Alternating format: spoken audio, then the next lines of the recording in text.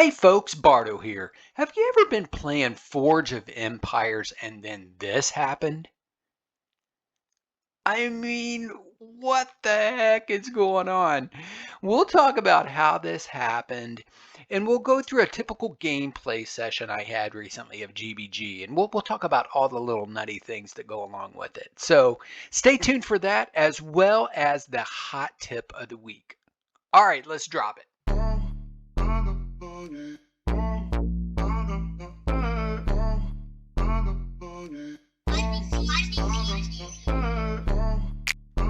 Greetings and salutations. Thank you so much for checking out my latest video. And before we get started, I just wanted to thank you for the love and support that you're showing this channel. I mean, I'm blown away by the fact that somehow I'm up to 845 subscribers.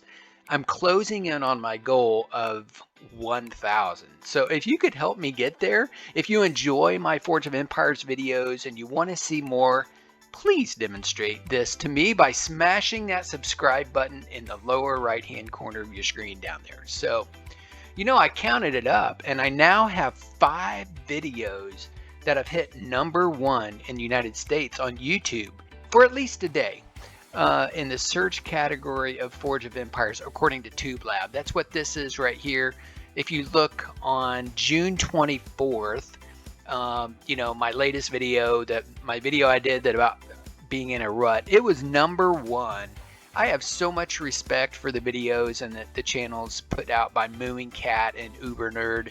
And when I place ahead of those channels in the rankings, it's very humbling. I don't know how that's happening, but I really do appreciate it. So please, if you enjoy the channel, please continue to support by liking and subscribing. Okay, check this out. I'm playing Forge of Empires yesterday and randomly this happened. I mean, what the heck is happening here? Obviously this is some sort of a glitch. Has this ever happened to you? I'm sure it's just, I don't know. I felt like I should go ahead and record a clip of this. I found it entertaining and thought I would share it on today's video. All right, let's get to the main content of today's video. So for today's video, I did something I've never really done before on this channel. I remember back in the day, especially like during my first year of playing, I remember watching live streams of basic gameplay sessions.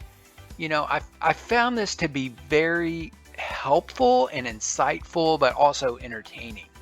I mean, it's one thing just like watching someone give a tip about something, but to watch someone else just kind of go through their routine gameplay session and just kind of watch what that experience is like for them, I just found it super interesting and really insightful. You just pick up on so much more, it seems like, when you just watch someone play games, right? This is the case often, I think, for other video games. You know, there's tons of video game channels on YouTube where, you know, you just watch other people play. And although I don't want to do a lot of that, I have had some folks kind of reach out and ask me about that. So I thought, you know what, I'm going to do that. So I thought I would record a basic routine regular gameplay session. And when I did that and then I started editing, I realized, oh my gosh, this is way too long. And so I decided to break it down into segments. So what you're going to see today is that GbG segment of that particular play session that I had just a few days ago. So GbG, all right. Now I think most players have a bit of a love-hate relationship with GbG. I mean, the rewards are incredible, and sometimes it can be a ton of fun if you're like in a super competitive GbG situation, right? Like it can get intense, it can get really competitive. It can be a lot of fun, but on the downside, sometimes it can be super boring. I mean, often it can be super boring. It can be monotonous. It can be time consuming. You know, about a week ago, Ino introduced the replace troops button. And I think this will make GbG a much better experience for all of us. I think it'll make us, it's just much more efficient. I honestly think that it kind of levels the playing field. I feel like players who are maybe not as strong as like some of the highest caliber players, I think it makes them more competitive, right? Because if they were accustomed to having switch out troops a lot compared to how often some of the elite players have to switch out troops, by simply clicking a button, I really think it levels the playing field. I think it gives some of the lower caliber players, makes them much more competitive. So it's big. I mean, it's a big, it's a simple button that was added, but I think it has major implications for the game. So here is a typical GbG session of mine, along with all of my kind of silly unscripted comments and observations. All right, now let's turn our attention to some GbG. I think I've got some sectors that are opening up here momentarily. Before I jump into GbG, yeah, I need to make sure I've got my 5% activated here in the Presence Tavern. I'm going to go in also and activate this 30-minute attacker boost for just 10%. And while I'm at it, I should go ahead and let me add a boost here. Got plenty of 20s. So I'm going to activate this 20% attacker boost. So that's good, of course, for 8 hours.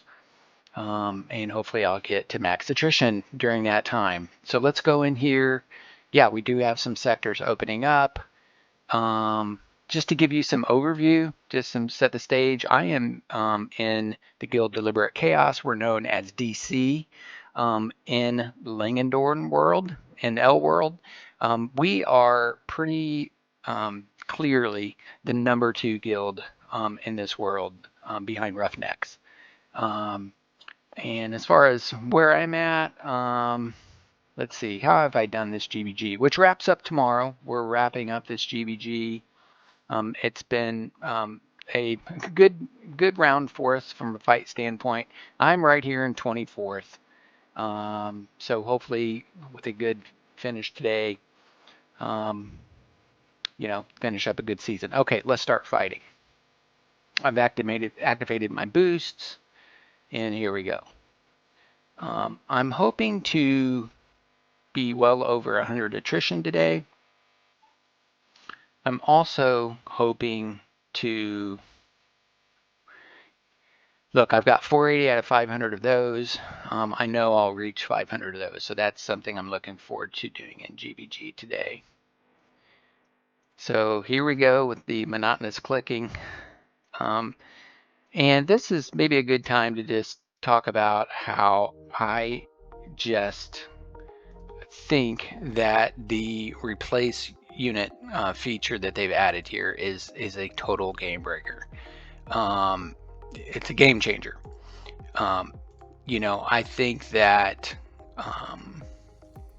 it's going to be interesting to see how it reflects the strength of players. And I wonder a little bit if it's going to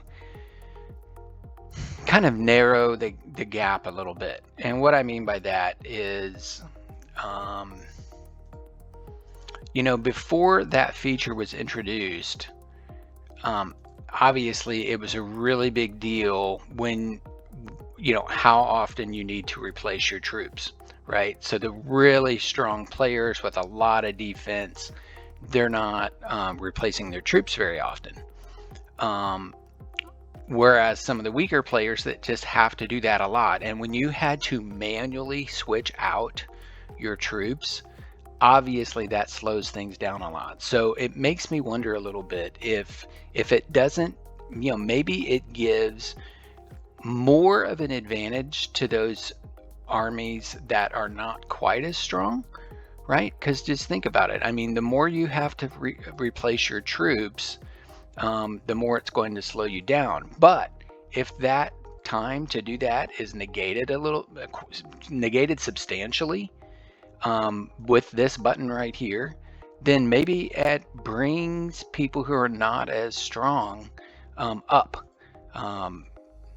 Now, of course, the argument could be made that, okay, if you're really strong and you just, you You rarely have to replace troops. You can just zip right through this.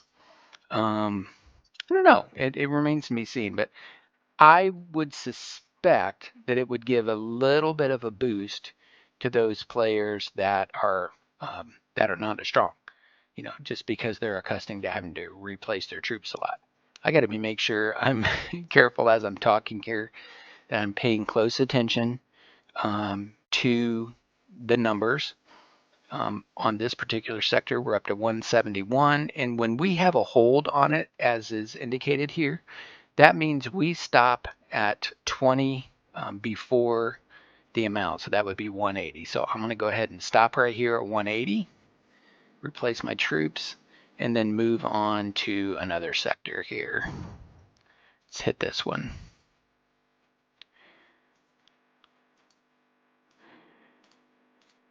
One thing maybe worth mentioning is that pretty much at this point, all of our sectors are at a 20% attrition rate, so rarely have to check that.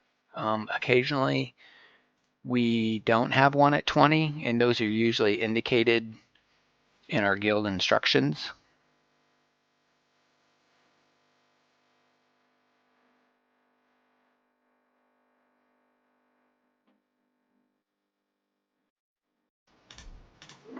So I was thinking about this earlier today. So if you think about, okay, what are the factors that impact how well someone does in GbG, right? Well, clearly, um, you know, probably the most important perhaps is, how much do you want to play, right? Um, Assuming your military is at least halfway decent, how much do you want to fight? How much are you taking advantage of opportunities to fight? Do you do things? Are you the kind of player that does things like setting timers on your on your Apple Watch or on your phone to indicate, hey, I got a sector opening up here? Or are you just someone that just kind of periodically logs in, um, you know, and takes advantage of an opportunity if it's there? So, that's a big part of it. Another factor is, how far do you want to push attrition, right? And so, of course, what's influencing that is, do you have a ton of troops in reserve? Um, are you willing to lose some troops? Because if you're going to push your attrition to just about as far as it'll possibly go, that means you're going to be losing some troops. So if you've got a ton of troops stocked up, and it's not a big deal at all to be losing troops, then that's obviously another factor. I know players that are capable of fighting deep into attrition, but they don't have enough of a reserve of their troops. Maybe their Traz is not leveled up. So here we are at 180. Switch to the next sector. Maybe their Traz is not leveled up very high, and they're just not getting very many troops. So that might be a factor.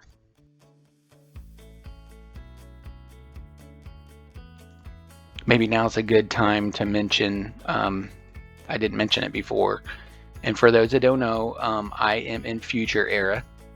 I tend to camp in ages for quite a while. I was in progressive for, about a year. And for much of that year, I was the number one player in my world in progressive. But then in order to help my guild, I moved, like in one day, I moved from progressive up to future. And I've been there ever since. It's probably been about, 6 or 8 months that I've been now in future. And when I was in progressive, part of what helped me so much is that I did have hovers in progressive, and that was just absolutely, I was obliterating GbG at that point, since I was fighting against progressive troops with my FE hovers. Now, of course, I moved up to future, and I'm still using my hovers. It's so funny. I think back to that time in progressive. I think I had like I started that when I got the hovers, I got like 3 or 4, and like a few days into it, like a week into that, man, I was loving it. Something happened and I lost one of my hovers. And I thought, oh my gosh, I don't know how that happened, but I can't have that happen again. So like the rest of the time, for like for like 10, 11 more months, I had 3 hovers. And I was so, afraid I would make a mistake and lose them one by one, and I never did. But now it's just weird to think about how, okay, I mean, because look, now I've got 11,552 hovers, um, and you can see that now I'll stop there because we're at 220 and move on to the next sector. You can see I usually fight with 2 hovers and 6 rogues. I think that's probably fairly standard for folks that are fighting with hovers. Sometimes early in the day when my attrition's still pretty low, and it's at 21 now. Sometimes I'll take one of my hovers out like I just did there. Take one out, um, and go, 107 rogues. And look, see, this will work pretty well. But once my attrition starts getting up, inching towards 100, I'll probably make it, 2 and 6 instead of 1 and 7.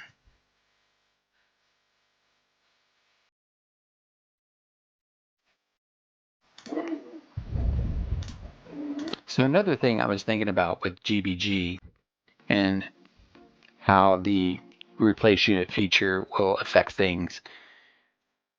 Okay, I have been somewhat in the minority, I've noticed, in how people value um, the attack defense um, amount.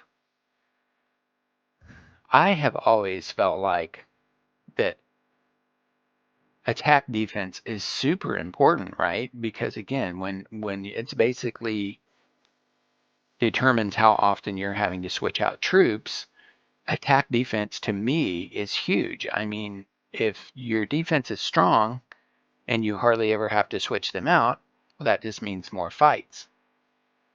Um, but now with the replace units feature, I think it I think it makes attack defense a little less important than it was before.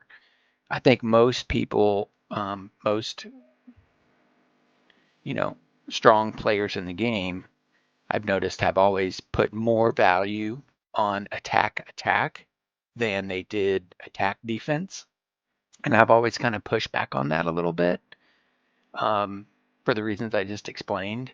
But now that it is so much easier to replace the units,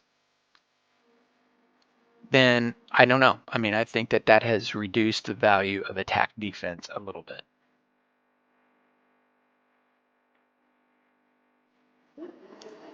I think a mistake that I make sometimes is by too quickly switching out the troops. I see them start to get damaged, and my brain is almost screaming at me to replace them. And I think sometimes, just for the sake of being fast, you can make a mistake by switching out your troops too quickly. Um,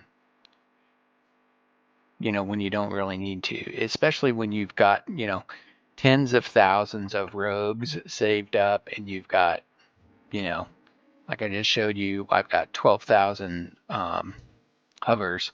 So, it's not a big deal if I lose one. So I think my brain trained me, like I mentioned before, when I was in progressive, and I was so concerned about, losing my hovers on accident, that I just did not want to risk it too much. Um, but now, yeah, so my brain kind of trained me to fight, kind of very cautiously, um, and I still kind of get into that habit. I think, of switching out my troops too quickly and unnecessarily. So I got 2 that died, so I'm obviously switching those out. And then that should be it for, well, no, this sector is marked. See, it's not marked with a hold. It's marked as we call with a take. So we're going all the way to 200 with this one. Here's one more. I'll work on this a little bit.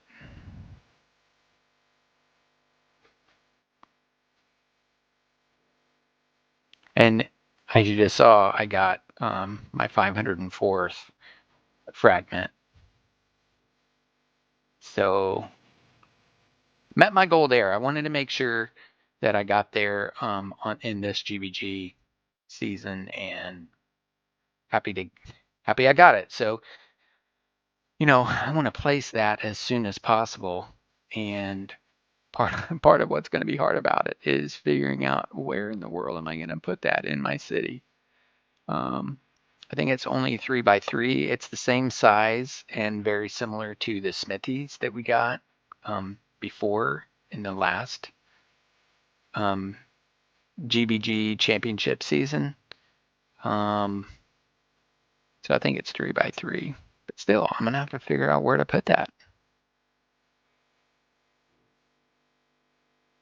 Space is always, always, always a factor. Never have enough space, especially being, camping in progressive for so long, camping in FE now for so long. I just simply do not have the space yet. Probably with my play style, I've accumulated a ton of really nice buildings, and I just don't have the room. So I have to be very selective about which ones I actually am planting and keeping. Always like evaluating what's in my city using my building efficiency tool from FoE Helper to help me, keep track of what buildings I would be replacing next, which ones are, next on the chopping block. And for me, I've been thinking a lot about kind of having a plan for, okay, I know certain buildings, I'll be getting certain buildings, for example, with the end of this event, which will be coming up here in a couple weeks. I'm going to have room for that new building, and it's going to be a good one. So I definitely want to put it down. But I am going to have to delete some stuff to make space for it. Or not delete. I'll be storing them. Pretty much do not delete buildings unless feel like there's virtually no chance that I'll ever be using them again.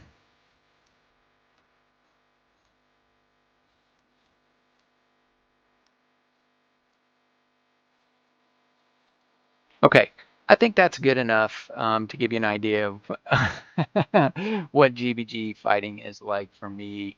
When you open up the helper here and it shows you, okay, since we started, I just in this particular fighting session, I had 313 fights, and my attrition is up to 62, and I'm 22nd in my guild.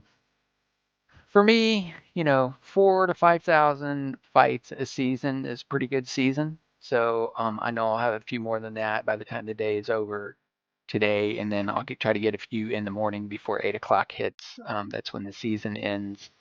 But it's been a pretty good GbG season. So we're going to move on from GbG, and let's go back to the city.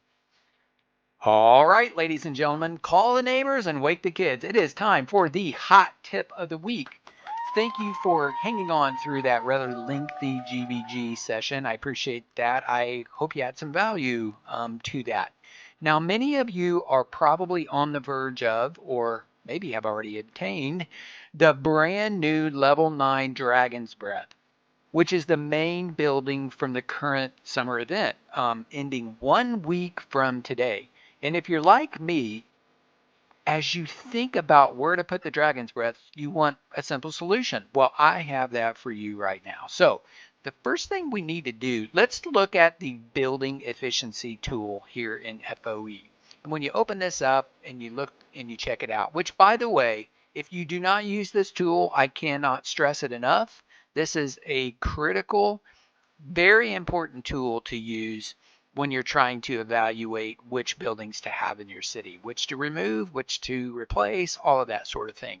For the purposes of this today, I wanted to demonstrate this based on the red attack, um, military stats, right? So taking in just into account the military stats, and then we look at the results. Now this, of course, rates the buildings based on that. And as you can see, one of the buildings that is the lowest rated buildings is the Vibrant Sunflower Oil Press. Now this building, I think it was in the 2022 fall event. So it's a couple of years old, but it's ranked at, fifth lowest, basically, 149 rating compared to, I mean, look at, some of the newer buildings are down here. So it probably would be one to go. And wouldn't you know, the dimensions of that building just happen to be 6x4, which that is the same dimensions as the Dragon's Breath. So what I'm suggesting is maybe it's a good idea for you to replace the Vibrant Sunflower Oil Press with the brand new Dragon's Breath building, which I do have it down here in my city right here. What I do though, I like to keep this space right in this area, right beside my town hall. I like to leave that open for when I need to, put in certain buildings to, satisfy a quest for an event typically. So I like to keep this open, but for the purposes of this video, I just put this down here and I just want to show you, it fits perfectly where the Vibrant Sunflower Oil Press would go. So I would suggest plop it down right there, and replace the sunflower oil press, and there you go, your lovely new building. Definitely a better use of that space, and you can replace it and not even have to move anything around. So that's about all I have for you guys for today. I really appreciate you watching. Please consider subscribing if you haven't already. But as always, folks, until next time, forge on, my friends, forge on. See ya.